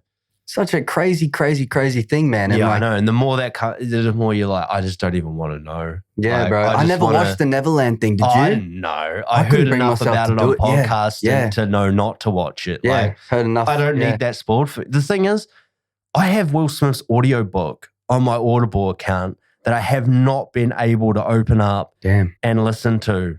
Yeah. Because of everything lately. And but also I heard that he's telling a lot about the life and stuff, but it's like the stuff that I don't want to fucking know about. You don't want to damage that perspective in ways like shit. And I know. And that's bad to say because, I'm in the game of raw emotion and people, but it's like some stuff you just don't want tarnished. Like, I love him, man. I love him on screen. I love him off screen. And it seems like, but he's had a real difficult life amongst all the greatness, and the legendary status that is Will Smith, and that's it.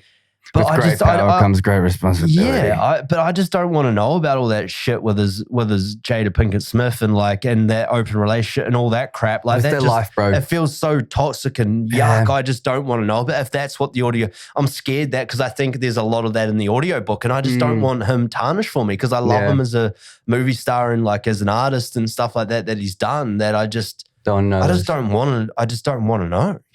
And it's the same as because I mean you don't know either if you're not there. You don't know. Yeah, dude. I think about that all the time. Like shit, man. Like how much do we really know? Like there's so much. Like how much do we really know? Well, how much can be fabricated now in a heartbeat? I mean, it's weird. Like surely MJ had a lot of issues, man. With everything and there's all of a that lot of stuff very that he real. was dealing with. That I mean, I just couldn't even still fathom to this day. So who knows what he would have been dealing with? I mean, it's like it's hard to be that big and that idea of your of media, yourself bro. And media can really misconstrue things in so many ways. But Elvis and Michael Jackson. What is it, Drake now maybe? Like of the biggest kind of stars going around and that doggies? And with that kind of spotlight on you, with that esteem, with that pressure, with everything coming to you, of how you deal with it, it's Elvis, kind of iconic. Real iconic. I mean, there's Frank Sinatra probably back in the day. Then maybe Elvis. Then maybe Elvis first. I can't even remember how that exactly goes. But No, but those huge icons that are just bigger than life, you know? Dude, it's like, I always think like the human brain is so complex, dude. And like when there's that much like energy and like frequencies, I don't know, bro, but like all of that, like in your brain, like some people go here and some people go here and some people go here and some people go. I mean, like, how do you fathom that much love and fuck, I'm missing the word there. But all of that energy, love and appreciation you, and everything, projected towards you. Yeah. Like you see how many people loved Elvis and the Elvis film, you know, like obviously, and all that stuff. Like it's just having that pushed towards you. I mean, I can't even fathom it. How amazing that must feel. And that's and the other thing of wanting to be a musician, man, is that like I have a big fat zero interest in theater. I got to be honest with you. And I mean, I've had a lot of people come on here and talk to me about it and should do it and this and that. And, you know, like I've done an opera show we did where I met a bunch of my friends, Agrippina, that was spoken about on the podcast before. And Oliver Twist back in the day. That was my only ever acting experience of like when I think back of a school production. But I don't even care about theater. And I'm going to be honest. What about like Broadway though, bro? Nah, none of it. I couldn't give two shits about it, dude. Shit. I just don't. It doesn't appeal to me. Your thing, then it doesn't appeal to me, man. Yeah, fuck, man. But having that raw crowd of like being a sports star or a musician, I have dreamt of that shit in my mind of being like that epitome of it kind of thing. Because someone that people look up to and like, you know, inspire, like you inspire people and like people aspire to be like and stuff. That's what I want to do, man. I want to feel that energy transfer. That's like talk about connecting with people on a large basis. That's what I want to do with acting, podcasting, everything, filmmaking.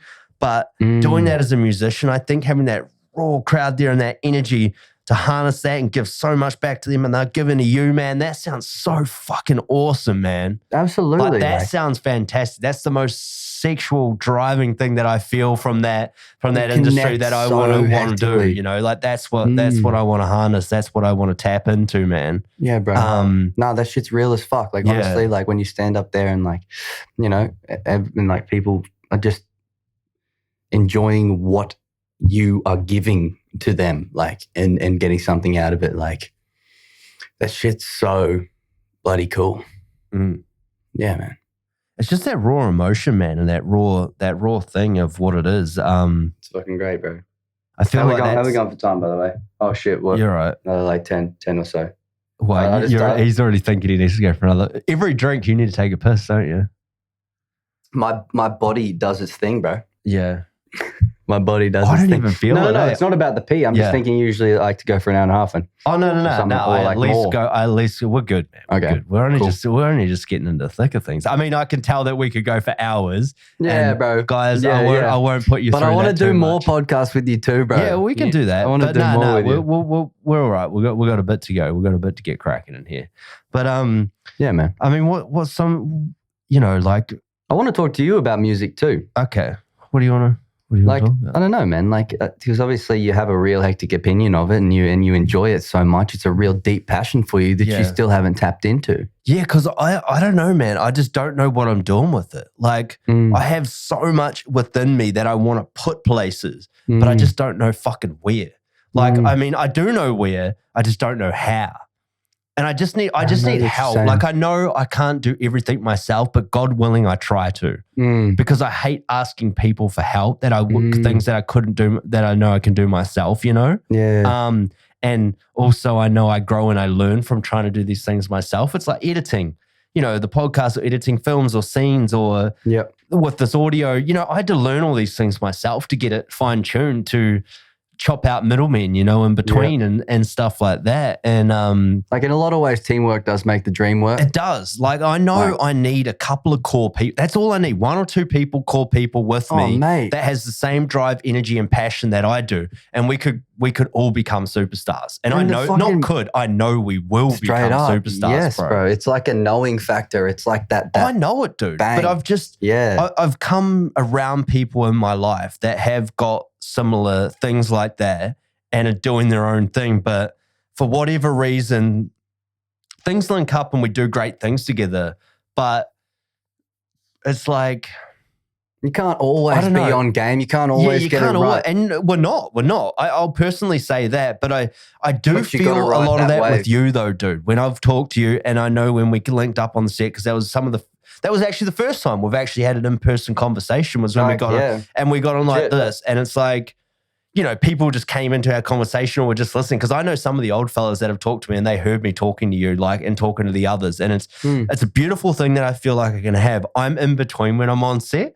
I can gel with the older dudes that are 10, 20 years older than me plus. But I bet you've always been like that ever since you were a kid. Yeah, like I think you've always been able once to I gel. came into my element and I came into myself, and I can talk to guys that are 10 years younger than me, you know, and the young guys, and they listen to me because I've gone through some shit. But I'm going to tell it raw. Like, I'm not going to sugarcoat it. I'm not going to tiptoe around things. I'm not one of those guys that's really reserved. Fuck it. I just am who I am, and that's why I'm raw and I'm emotional, and I just say it how it is and how I'm feeling about it at the moment. And I could be wrong, but I'm having that open ear conversation, to provoke that conversation, to see what you think about it and what the other people think about it, what we can bring to the situation and learn from it ourselves. Yeah, bro. And I think that's where the younger guys can learn a lot from conversations, you know. And it's true. And I think they do. They were listening on set. A lot of them. And it's weird. Like, it's weird once you become that person as well. Like it started off for me, like when I was working at the cinemas and people started calling me sir. Yeah. Like, I was like, oh shit. Like, I'm that guy now. Like, I'm a little bit, like, I have a little bit more experience or whatever. Or like, you know, the younger cats are looking up to me and actually like looking for advice. Because sometimes you think to yourself, maybe it's insecurities or whatever, but like, fuck, what is there to look up to? You know what I mean? You know, like you got to trust in the validity of what you say and stuff like that, especially when people are looking up to you and things. But yeah, bro, like once you just understand, like, we're all humans out here just doing our thing and we're at our different stages in life. It's just interesting looking like circumstantially at everything. You know what I mean? You can have a chat with this person, you can have a chat with this person, and their perspective of you and what you say and everything like that will always be there, and their particular opinion of you and what you're saying. And like, I think it's just cool to be able to chat with anyone, bro. I think it's just like that's life, and you got to be able to do that. You can't shun people away, and you can't not chat to people for whatever reason. I was in everyone's got a voice, man. Bro, I was in Officeworks the other day with this full-blown space cadet, bro, but his poetry was absolutely out of control. Yeah. Like, he was one of those people that was like, bro, is he tweaking or what's he doing? Is he on meth? Like, what's going on? But his poetry was absolutely off chops. He carries this little folder around with him everywhere, bro, and he has like, and he's like, oh, and he obviously just fiended onto me because I just gave him the time of day to have a chat in the line at Officeworks, you know? Which you do. I've seen you do that, like, which is great. That you have that. You love a chat. Yeah. Absolutely, bro. Like, I'm there to have a fucking chat. Unless it's like a shit chat, like I'm open to like whatever, man. Like, we're all out here in this life. There is some shit chat that's time wasting, but yeah, we're out here. You find doing the our gold thing. within that mining expedition, Just straight up, yeah, absolutely. And he was just like a full blown space cadet. But damn, man, his gift and like he was channeling something. You know what I mean? Like his poetry was pretty crazy. Loose unit. Everyone was like, fuck, man, why is he having to talk to him? Why is he talking to that guy? Like, I'm just like, bro, fuck, chill out. Oh, it is funny. I am going to pee though, bro. I know you are. It's funny how you do that though, because I have noticed you strum up a lot of conversations with people. Yeah, bro. Like on set, like, you know, you're talking to the PAs, you're talking to this person, like, you start the chat, No, it's good. It's good because like a lot of people, because a lot of people don't do that, you know. They don't have it in them to do. It's true. It's fun when you find that with someone, Yeah, bro. Yeah, man. All about it. All about a good chat. Yeah. Here on Going Deep with Dan Good, another ad break for me to piss. Go drain it, bro. Go drain it. I'll do it again. What is this, the third time? Yeah. You've left me hanging solo. Number 3. Hey, man, it's your show. It is. And don't you forget that. I appreciate it, guys. Thanks for listening today. It's been fun. It's been a while since I've had a few beers on the podcast. I'll say that much. We're loosening up. We're going along nicely. But just touching on what I said before, with the juices flowing and everything, it feels so good when you're in line with yourself and you're in line with what you're trying to do, and you feel good about the things you're doing. Every moment that you're putting, almost every moment in energy that you're putting into it, you know it's going to a good place. And it's feeding the beast. It's feeding that thing that you're trying to achieve. And I think that's what we set out to do as creatives all the time, is just to keep feeding that beast and moving along in a positive direction.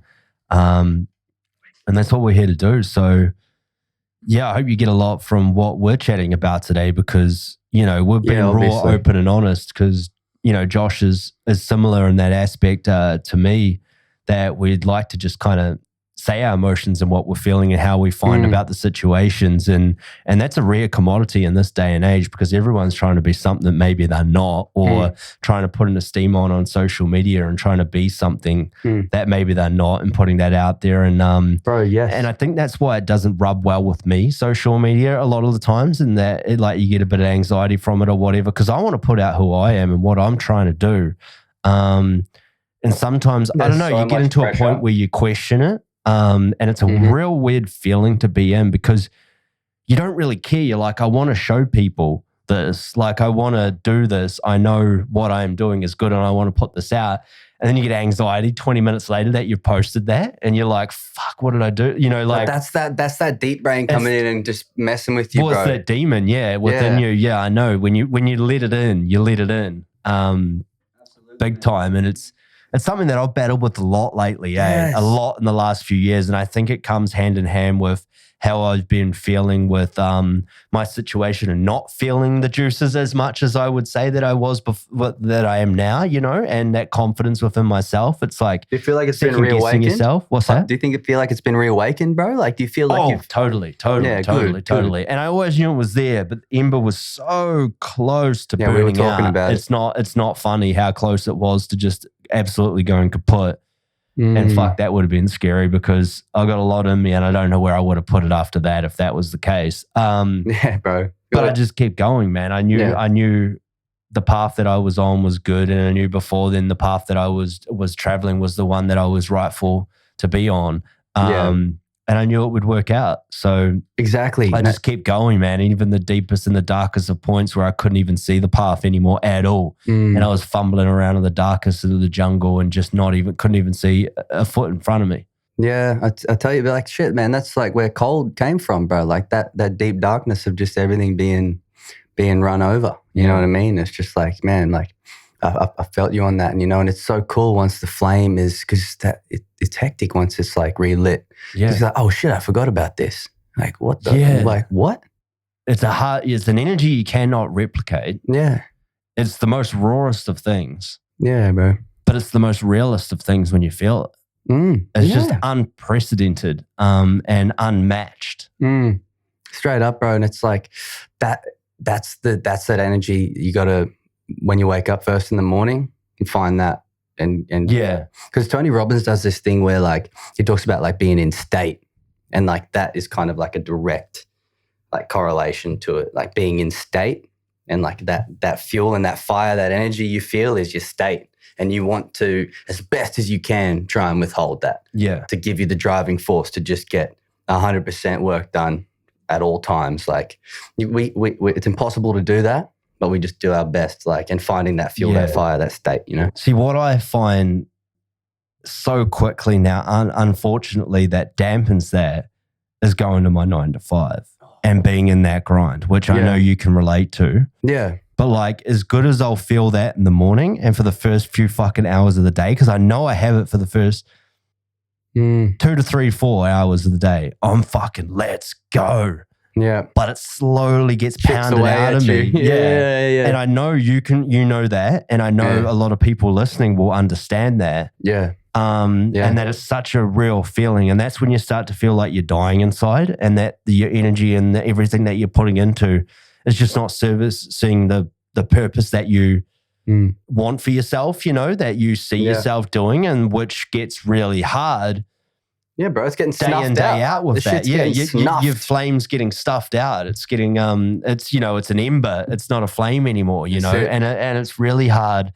That's what I find hard, and which I'm sure a lot of people can relate to, is that when it's there for the first 3 or 4 hours of the day, and then it gets stamped out and you're 8 hours into the job, and then you go to the gym or wherever you go and you try and fucking let that go and blow off that steam and you reignite it. But then you're into the small hours of the night, those last couple of hours that you have to actually do anything to put that energy in, that you don't have that flame anymore, that you got to somehow recreate and get back. And find that's kerosene. the grind of it, bro.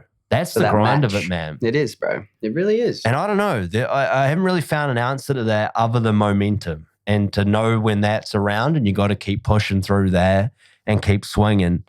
Yeah, like I fully agree with you. But it's once you're moving, bro, it's way easier to keep moving. Yeah. That's what I mean. Momentum is key. Momentum is true. Everything, bro, in life. I struggle with that. I struggle with because I don't know. I love running. And like I love fucking like zooming. I love the old zoom. But when shit's going slow for me, like I'm just like I get real slow. Maybe it's like the ADHD or like whatever the fuck. But I just get like the momentum. That's the easy part. Once shit's going good, that's easy. That's so easy. But when things slow down, or when you have enough time to think about how much you fucking hate yourself or whatever, that's when shit goes downhill. Yeah. So like, I guess it's finding ways to keep that flame lit and love yourself in the in-betweens. And like, you know, when things are a bit dull or when you might be feeling low, what is your kerosene and match? Yeah. I mean, that can also be the detrimental moments of when you fall into some of those other aspects of those vices that you have to get through those situations. And I'm ducking down through that. And I've spoken about vices before on the podcast as well. Everybody has them. Yeah.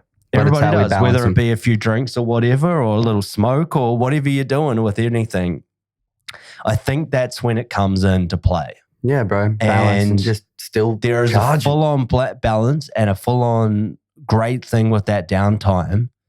But there's aspects when that downtime that you'll use those little excuses within yourself to justify the means of the vice. Yeah, and I know that we're the same with the old cannabis. Yeah. I know that we're very similar with that. I'm tiptoeing around it, and I've never really said it on the podcast before in the 3 years of going. But we don't have to talk about it. No, it's all right. But you know, I've said that about the vices before on the episodes, guys. If you're an hour and a half deep.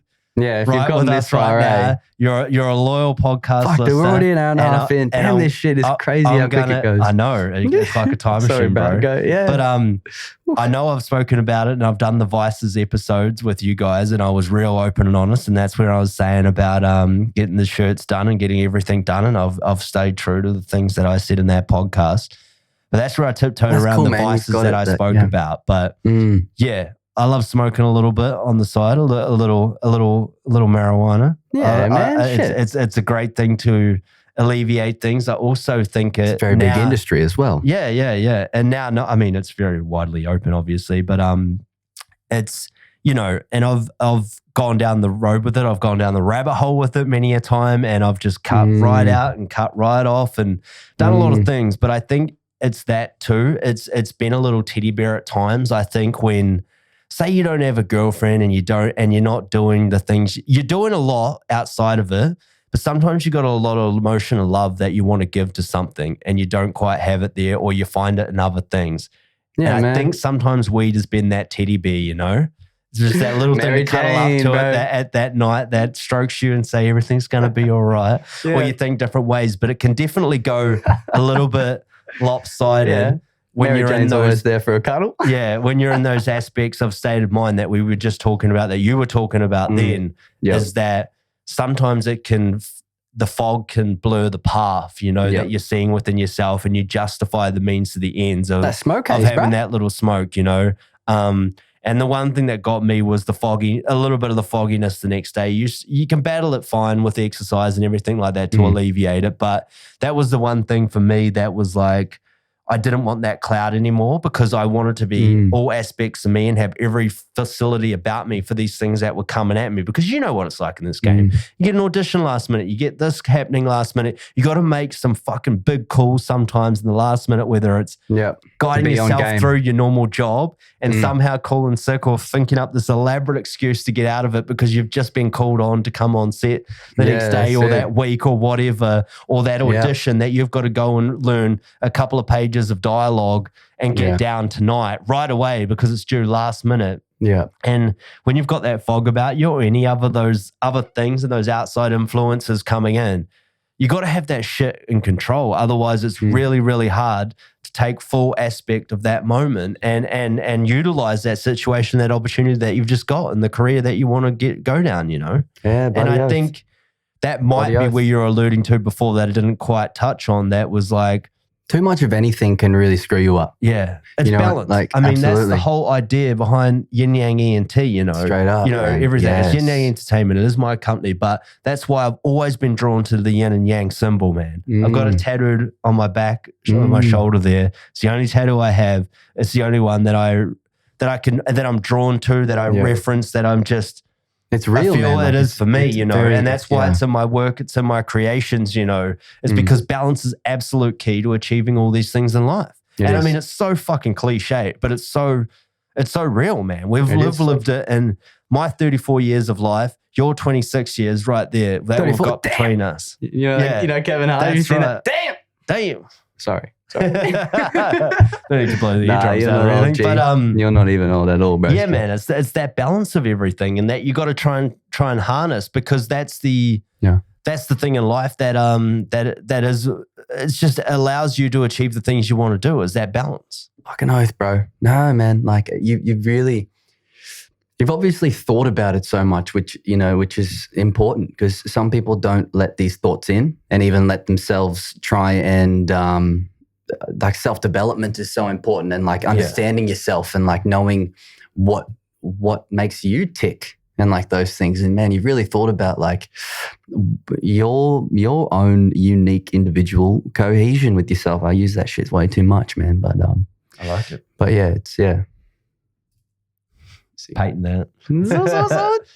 No, it is, man. True. It is. You're it right, is. bro. It's just the way of life, because you can get too topsy-turvy on everything, man. Yeah, maybe we save like the hella deep vice chat for another one. But we can. No, but I mean, I'd love to you get touched deep on on that. it. You said it. There's a lot to that, bro. Yeah, like, because I know there is. Yeah, because and I'm sure, man, and I'm sure it can be, it can be used in so many ways of life that is just so good for you. But there's a curb there. There's a teeter-tottering edge where you put yourself on, you know. But what it's good for is, I've found, is like that ruthlessness you need with yourself, like that way to be able to tell yourself, like, I swear a lot sometimes, and I hope it's not too bad for your potty or whatever. It's all right, but, man.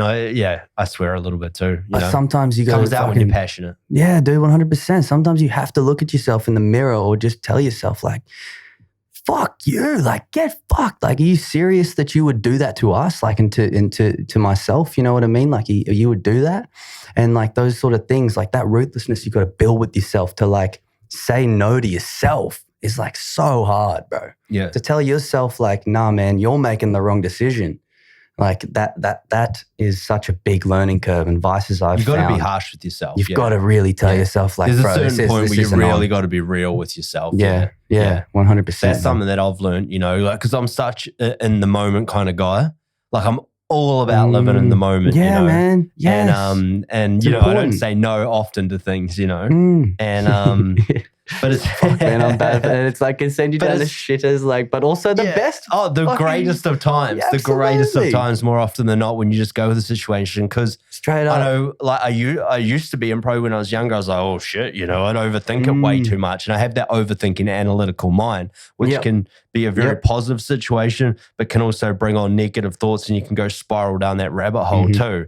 Which obviously, those other vices and things don't do well with when that thing happens either. Yeah. You gotta know yourself, you know? Yeah, you do. And you got to know that it'll be okay. You know, like, you got to be like, okay, it's okay to feel this way for a moment, but it will pass and it will get better. It will. And that's with depression, anxiety, or anything that you're going through in life, is that it will get better. You will see the other side of it. You just got to sometimes sit in a moment and understand it for what it is. Yeah. And just use it, because everything that you can, every emotion and energy that you have within you or around you can be utilized and can be harnessed into a positive situation. Absolutely. That's all you know. Things happen to you in life. They always will. They always do. Yeah. But it's how you choose to go about it is what really matters at the end of the day, which is detrimental to you, and it's your character. It's what you are at the end of the day, man. Yeah. Because you will always find a positive in the situation, as cliche as that sound. You really will. The hardest of breakups, the most heart-wrenching of moments in life is that somewhere in there you can find a silver lining. Absolutely. And that you can apply it to your life and know it and understand it for what it is, because there is a lot of shitty things that happen, you know, and you know that can happen in life, but it also makes the good things in life so much better because you know that other side of it. So true, bro. No, 100%. Like I could not agree with you more, dude. It's like, all I could think about is like what you do to make yourself as best as you can be and make yourself better and find your ways to go, I can be better than that. And like those silver linings and that positivity that you can always find in stuff, sometimes you've also got to be willing to look at the bad too and like look at the negative. And sometimes all the only thing that is about it is bad, but what is that positivity that you can bring from it? You know, like even if it's real dark and real hard and real bad, yeah, it's fine. You're right, bro. Silver linings and shit like that. Some things as negative as they can. Like I think, it's yin and yang, but positivity, bro. Yeah. Nah, man, it's so legit. So legit. Yeah, man, you fucking hit the nail on the head. It's always really nice talking to you about this stuff, bro. Because, man, like, shit, it's good to go deep. That's it. So where to for you now, bro? Thanks, brother. I appreciate that. But and I always appreciate the chats, man. Everyone that gives the time, you know, like it's that energy transfer. Thank you for having me, bro. No, you're welcome, man. But it's just like it's like this connectivity in life is just so special, man. And it's at the end of the day, that's what you remember. It's not always the materialistic shit. It's like these moments in life that you remember the most, I think. But no, you're right, bro. So bloody true. As much as we love our toys, man, this is the real stuff, you know. That's it. So where to for you now, man? Like, what do you see yourself? What are you aiming for? You got your music, you got your acting, you got everything you're trying to do. How do you feel about it? What are you going for right now? Right now, man, it's just a matter of step by step, like moment to moment, but always like just keep that vision clear and the priorities bloody straight, dude. Yeah. And that's it. Because once you get all that in order and one next thing to the next and moving forward, man, keep on the ball and keep in check with myself and make sure that I'm doing the work that I need to do and not fall behind. Bro. Yes. That's it, man. What about you, bro? Well, I think it's the same, bro. Just keep going with that momentum, man. Don't get too slack. Don't let the time lapse in between, you know.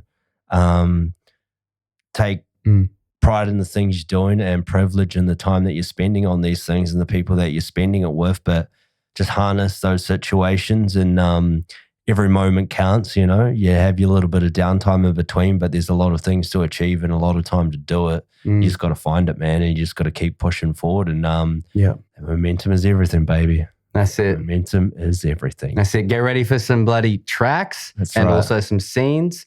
And then before we know it, you wait till your boys are on some bloody contracted, hectic, juicy, juice flowing characters, boy. Yeah, we're going deep later. We're gonna have a few more drinks. We're gonna get a little loose. We may jump on the mics. We may do a couple of things, but that's what we're gonna do. But thanks a lot for coming on, brother. I really appreciate it, man, and appreciate your time. You know, and man, I love our chats, bro, and I know there'll be many more to come and a lot of creating that we're going to do. But thanks for taking out your time, bro, and coming in, getting deep with us and doing the damn thing.